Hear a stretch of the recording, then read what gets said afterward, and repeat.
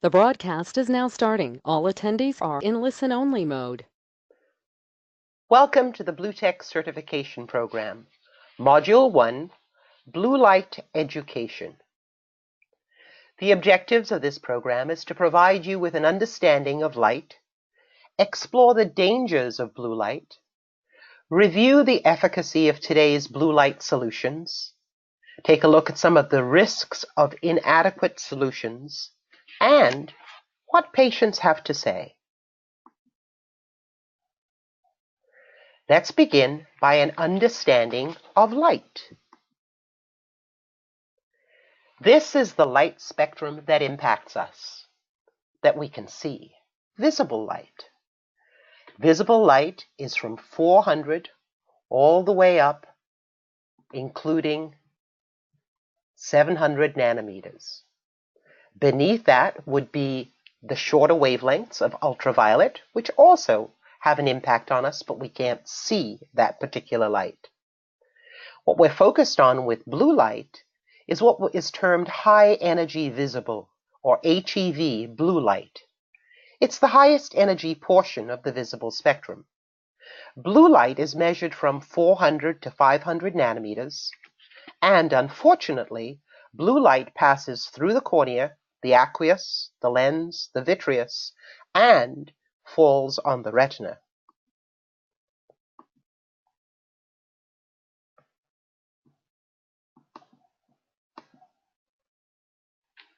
Let's take a look at ultraviolet light, which you probably know more about. UVC has the shortest wavelength. It's below 280 nanometers. It's absorbed by the ozone layer, so it really doesn't reach us. UVB, on the other hand, causes sunburn and is linked to skin cancer. It is absorbed by the cornea and most of the lens materials. UVA is the form of UV that is closest to the visible spectrum and penetrates the cornea. Long-term exposure can lead to things like pterygium and panguicula, and it's linked to cataract development.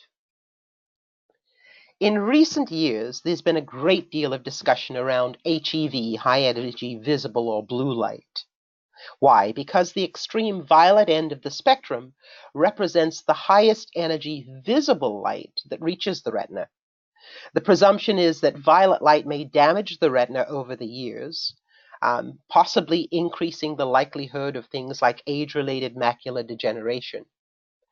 Shortwave, high-energy blue light creates scatter and haze, and this makes objects appear somewhat blurry. So short wavelength blue scatters and haze occurs from about 430 to plus or minus 20 nanometers.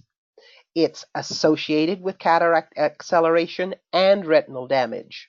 Long wavelength blue affects the regularity of sleep patterns.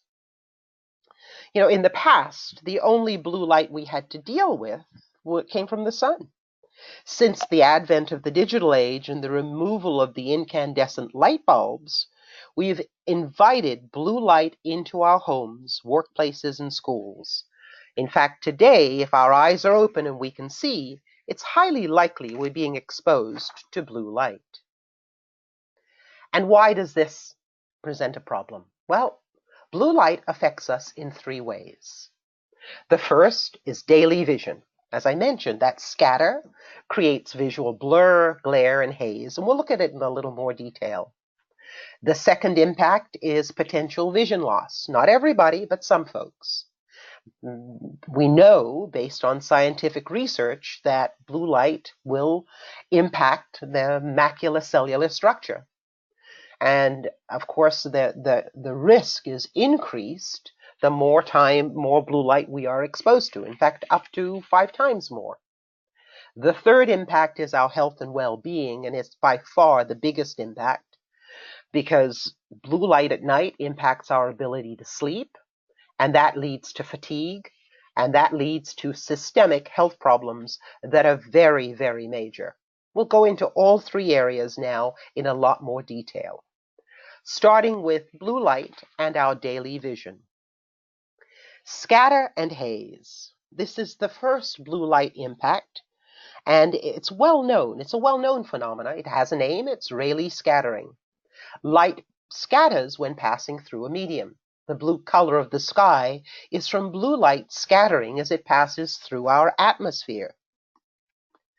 Scattered light rays are very difficult to focus, and this creates the haze and the blur outside of our eye. Well, in addition, high-energy visible blue light also scatters when it enters the eye, and that leads to strain and visual blur, and we'll talk a little more about that. Why does that happen?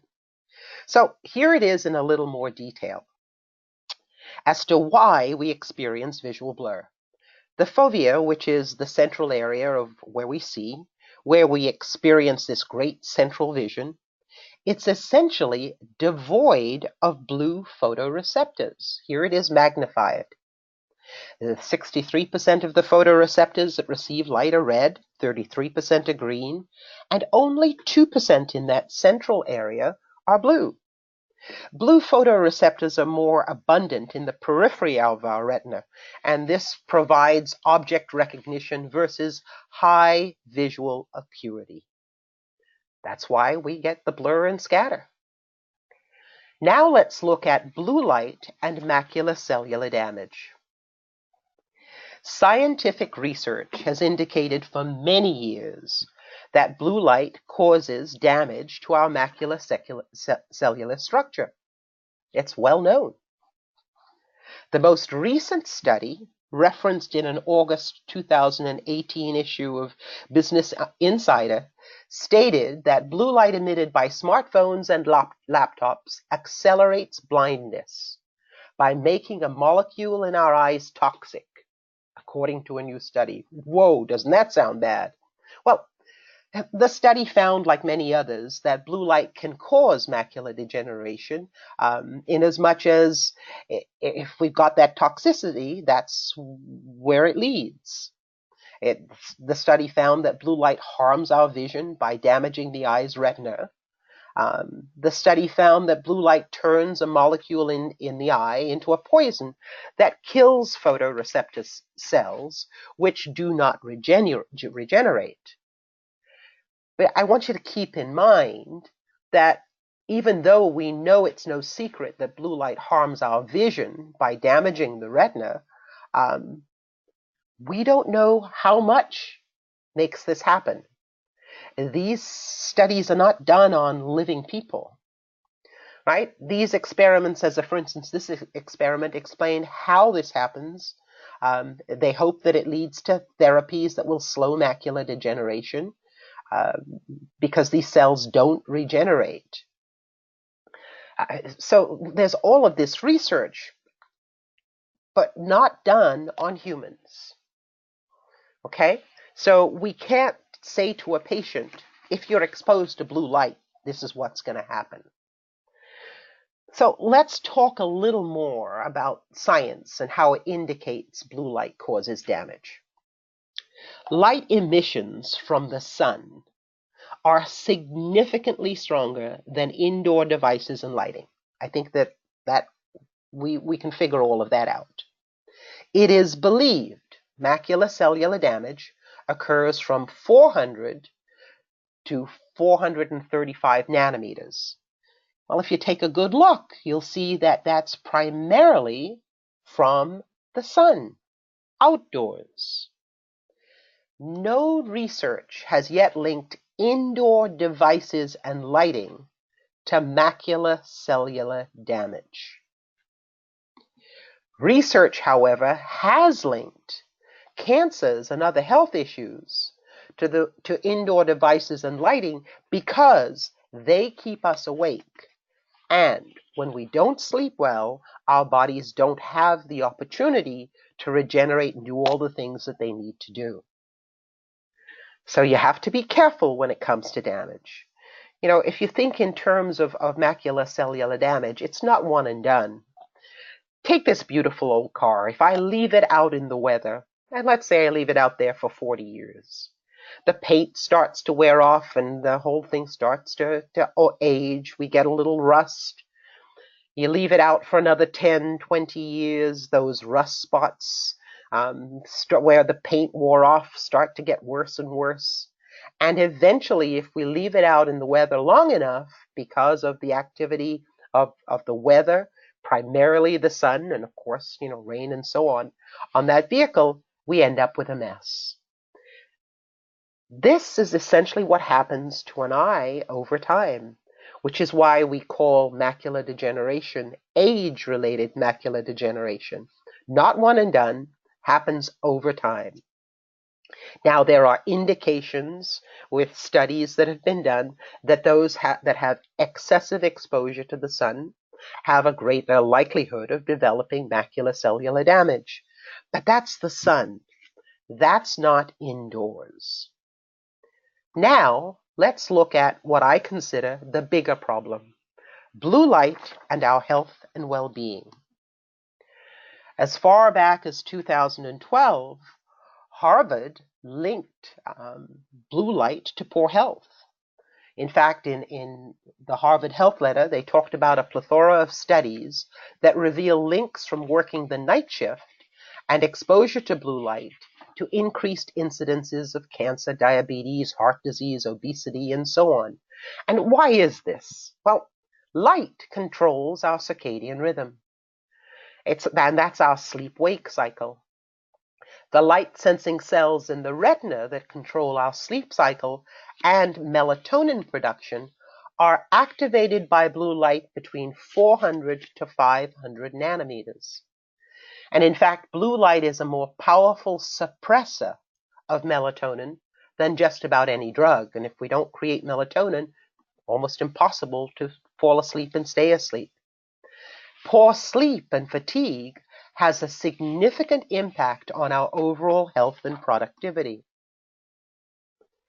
It impacts our well-being. This is from the National Academy of Sciences, and the report is called Sleep Disorders and Sleep Deprivation, an Unmet Public Health Problem. And they call out these things and many more as the effects of poor sleep. Increased risk of heart disease, increased risk of type 2 diabetes, impaired immune systems, otherwise known as cancer. In children, symptoms similar to ADHD, and in some adults. Growth suppression, risk of obesity, impaired moral judgment, memory lapses, and so on. And this from a fairly recent April 2018 review by CNN. And here they talked about the fact that blue light, like that from smartphones, linked to some cancers, the study finds. Well, it's not that the blue light is causing the cancer. It's that the fact that we believe that they're not sleeping. People exposed to higher levels of blue light were at more risk of breast and prostate cancer. But are we talking about the blue light creating it? Or are we talking about the fact that these folks aren't resting well, and therefore their bodies don't regenerate? Sleep is a big topic. This from the August 2018 issue of National Geographic. It's the cover article regarding the science of sleep. So sleep issues are mainstream news. And where is this impact from indoor devices, LED lights, and other devices? You'll look at these spectral curves, and we see that artificial blue light, anything LED, all peaks at essentially the same place. They're peaking at 455 nanometers. And if you remember that the sleep cycle area is from 450 to 480. So what's happening is this light from our devices and lighting is keeping us awake. And that is where the problem starts. So what are the solutions? How can we impact these things? Now, there's a lot of confusion out there, and I'm sure at times you're confused. Manufacturers use a variety of terminology. You read about my lens absorbs this, my coating filters this blocks this reflects such. Well, absorb, filter, block, and reflect all refer to the amount of light not passing through a lens. On the other hand, transmit refers to the amount of light allowed to pass through the lens. And this terminology is especially important when it comes to interpreting the graphs that manufacturers use. So let's look at two graphs. One shows how much is filtered or blocked or absorbed. The other shows how much is transmitted or allowed to pass through.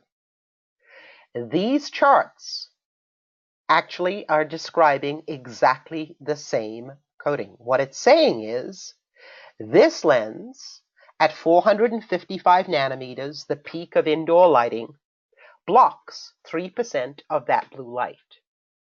Conversely, because it's the same lens, it transmits or allows 97% of the blue light at 455 nanometers to pass through.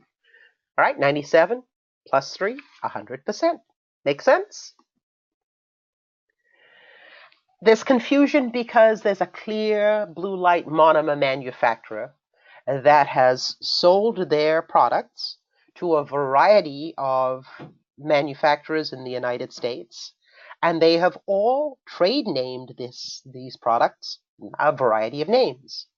So what we've got here is a product that is made by a manufacturer called Mitsui. They are the Japanese manufacturer. And the product is called UV420 cut.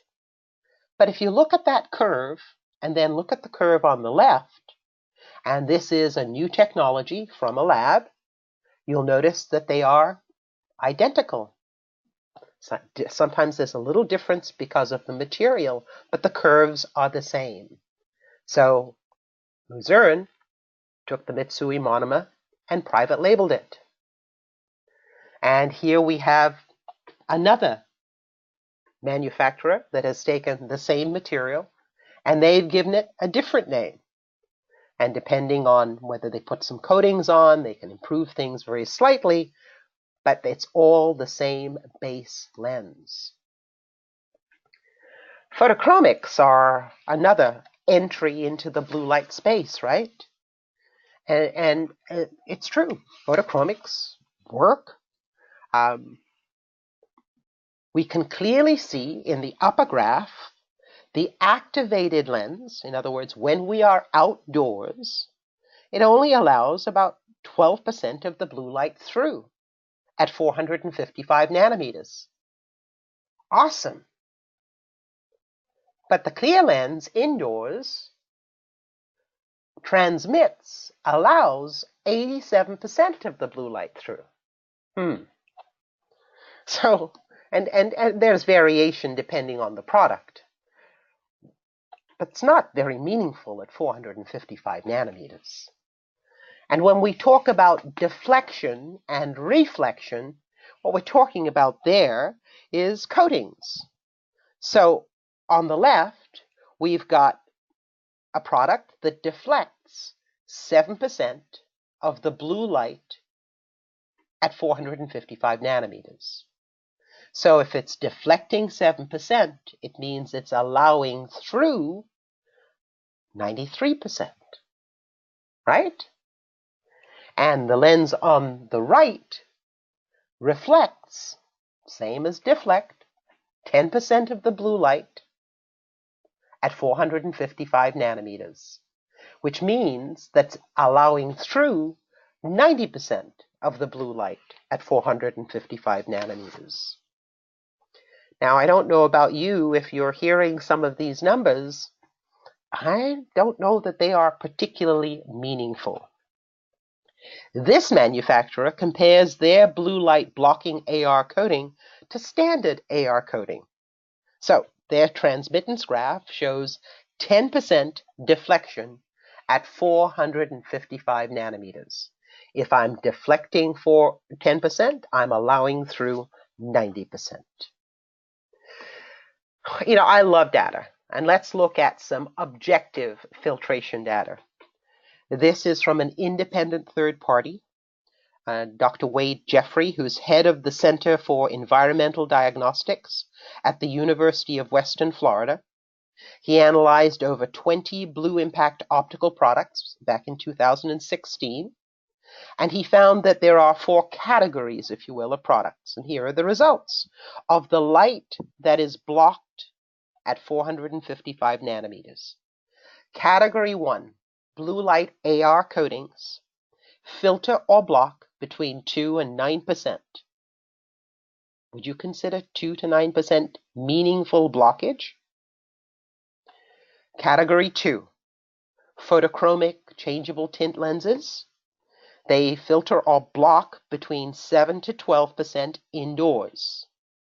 A little better, but would you consider 7 to 12% meaningful blockage?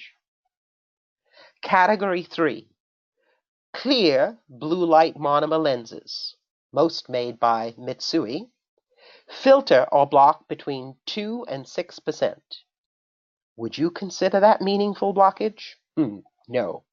And then he put BluTech lenses into their own category because BluTech filters or blocks 41 to essentially 61% indoors. So it's in its own category.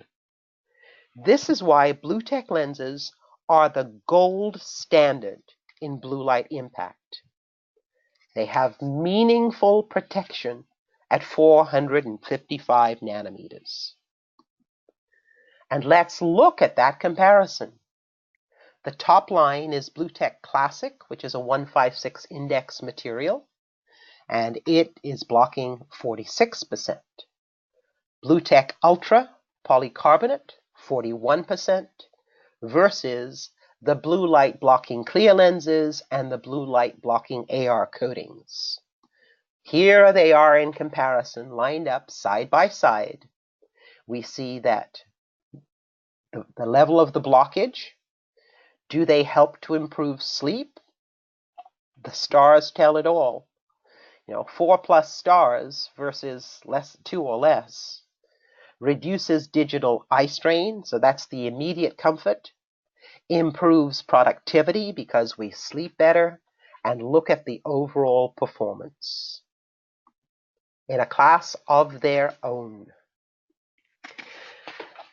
One of the tools that have been used to show patients blue light is a pen light. And I have to tell you, it's a wow factor. There's no question. When you put the light on and you put the lens in and it stops some of that blue light from coming through, that's awesome. Patients go, oh my, yes, I want that. But here's the issue. Pen lights emit at 405 nanometers. Read the label. This has nothing to do with what's really coming off of the laptop, or the tablet, or the smartphone, or the TV, or the LED lights. It has nothing to do with 455 nanometers. And there are some products that do a good job at 405, but fall off significantly by the time they get to 455. And it's giving a patient a perception of being protected when in reality they are not. Some clear blue filtering lenses filter to 420 and then stop. The other thing is these pen lights have significant inconsistency because if the batteries are weak, they emit differently and so on. So just be very cautious if you're using the pen light. You have to explain it is simply a demonstrator and you're just trying to show an example of highly intense blue light that the patient will never encounter in life, but the fact that the product that you're going to recommend will filter out a portion of it.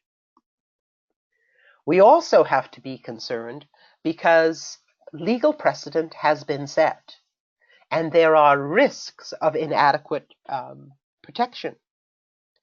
Boots Optical in the United Kingdom was fined for misleading blue light claims.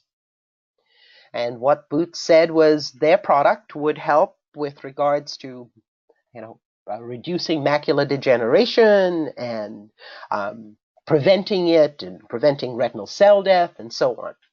So they were fined about $65,000, that's 40,000 pounds, because of their inaccurate marketing claims. They then had to do a recall of all the products, refund all of the money, because the council found that there was insufficient product impact for the upcharge that Boots was charging. And then they had to remake all of the eyewear, again, at no charge.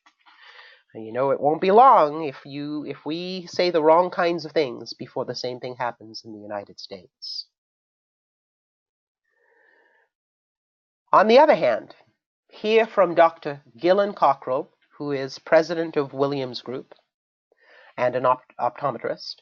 He says, BluTech lenses are doing things for my patients that eyeglasses don't normally do. And let's hear from some patients as to what they have to say. Renee, from the first day he started wearing his BluTech glasses, my son's sleep patterns started to normalize.